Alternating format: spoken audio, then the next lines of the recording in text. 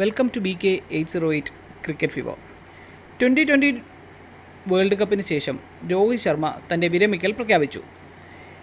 എന്നാൽ ഇനിയുള്ള 2020-ൽ ആരാകും ഇന്ത്യയെ നയിക്കുന്നത്? ആർക്കൊക്കെയാണ് സാധ്യത കൂടുതൽ? സിംബാബ്വെ ടൂറിൽ ഗില്ലിനെ ക്യാപ്റ്റനായി പ്രഖ്യാപിച്ചിരുന്നുവെങ്കിലും ഒരു ഫുൾ സ്ട്രെങ്ത് സ്ക്വാഡ് ഇറങ്ങുമ്പോൾ ആരാകും ക്യാപ്റ്റൻ? നമുക്കൊന്ന് നോക്കാം. ആദ്യമായി പറഞ്ഞു കേൾക്കുന്ന പേരെന്ന് പറയുന്നത് ഹർദിക് പാണ്ഡ്യയുടേതാണ്. ഹർദിക് പാണ്ഡ്യയെക്കുറിച്ച് പറയുകയാണെങ്കിൽ ഒരു ഓൾറൗണ്ടറാണ്.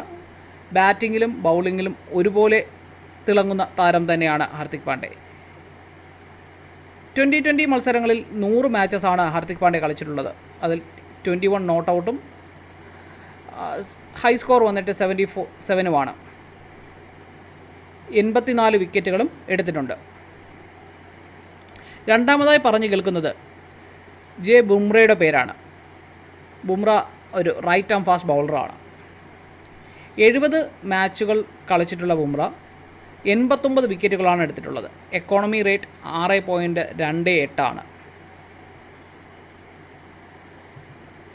അതുപോലെ മറ്റൊരു പേര് പറഞ്ഞു കേൾക്കുന്നത് സൂര്യകുമാർ യാദവിൻ്റെയാണ്. സൂര്യകുമാർ യാദവ് ഒരു ബാറ്റ്സ്മാനാണ്. 1 ഡൗൺ പ്ലെയറാണ്. 68 മാച്ചസാണ് മൊത്തം കളിച്ചിട്ടുള്ളത്. അതിൽ 11 നോട്ട് ഔട്ടാണ്. 2340 റൺസാണ് സൂര്യകുമാർ നേടിയിട്ടുള്ളത്. ഹയസ്റ്റ് സ്കോർ എന്ന് പറയുന്നത് 117 ആണ്. സ്ട്രൈക്ക് റേറ്റ് 167.74 ആണ്. ഈ 3 താരങ്ങളെക്കുറിച്ച് പറയുമ്പോഴും അതിനൊരു പ്രത്യേകത കൂടിയുണ്ട്. എന്താണെന്ന് വെച്ചാൽ ഈ 3 താരങ്ങളും നിലവിൽ IPL മുംബൈ ഇന്ത്യൻസിൻ്റെ താരങ്ങളാണ്. ഇപ്പോൾ നമ്മുടെ വിരമിച്ച രോഹിത് ശർമ്മയടക്കം മുംബൈ ഇന്ത്യൻസിൻ്റെ താരങ്ങളാണ്. സോ ഇതിൽ ആരാകും ക്യാപ്റ്റൻ എന്ന് നമുക്ക് നോക്കാം.